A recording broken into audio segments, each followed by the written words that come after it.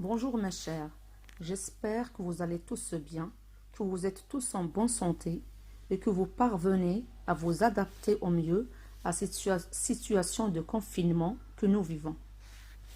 J'espère que vous dormez tôt pour vous lever en forme. Tâchez aussi de répartir votre journée pour ne pas vous ennuyer. Faites vos devoirs, jouez un peu, rangez votre chambre, aidez votre maman, mais surtout, ne soyez pas exigeants pendant cette période. D'accord? Passons maintenant à notre travail. Aujourd'hui, on va lire ensemble le conte de Pierre et le loup. J'espère que vous avez lu les 4 parties de Pierre et le loup. Pierre et le loup est un célèbre conte russe. Comme il y a des contes amazirs, des contes d'Afrique, des contes arabes, il y a aussi des contes russes. Et celui-ci en est un. Ce conte ayant pour héros un petit garçon nommé Pierre, un petit garçon courageux, qui a réalisé un très grand exploit. Pierre vit dans la campagne avec son grand-père. Un matin, il ouvre la porte du jardin pour se promener. Il laisse la porte du jardin ouverte. Un canard profite de l'occasion pour aller nager sur la mare, toute proche. Il engage une discussion avec un oiseau ami de Pierre, qui était perché en haut d'un arbre. « Mais quel genre d'oiseau es-tu donc, toi? Tu ne sais pas voler ?» dit le petit oiseau. « Et quel genre d'oiseau es-tu, toi, qui ne sais pas nager ?» répond le canard. À ce moment, un chat s'approche. L'oiseau, alerté par Pierre, s'envole pour se réfugier dans un arbre. Soudain, grand-père apparaît, mécontent de voir Pierre dehors dans le pré. « L'endroit est très dangereux. Si le loup sort de la forêt, que ferais-tu, hein ?» dit le grand-père.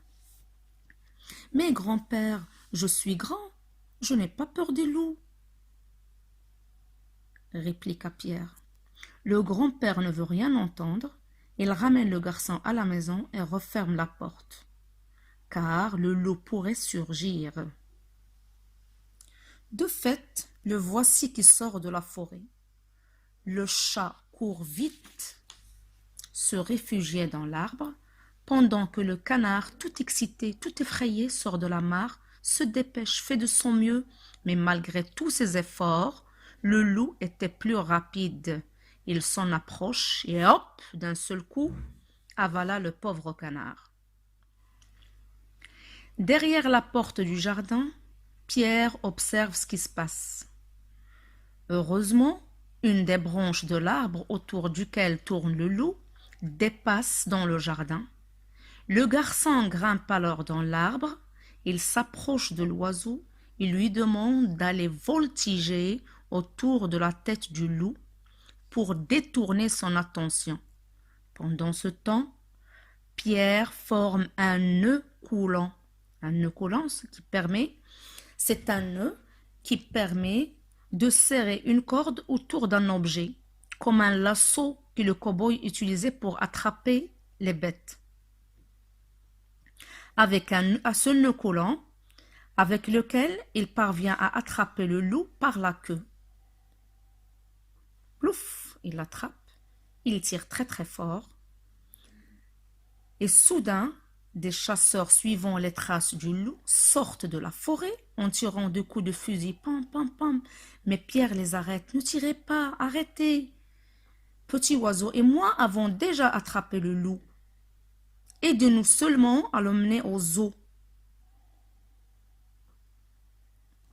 Ainsi, dans les rues du village, c'était une marche triomphale avec Pierre en tête, derrière lui les chasseurs portant le loup et derrière eux, grand-père, toujours mécontent. Et si Pierre n'avait pas attrapé le loup, hein? Petit oiseau vole et chante, Pierre et moi, Nous sommes courageux. Pierre et moi, nous sommes courageux. Regardez le loup que nous avons attrapé. Et voilà, nous arrivons à la fin du conte.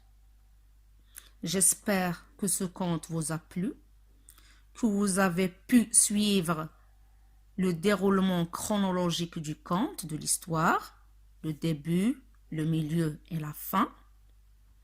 Alors maintenant, à votre tour, avec vos propres mots, essayez de compter à votre tour. À bientôt.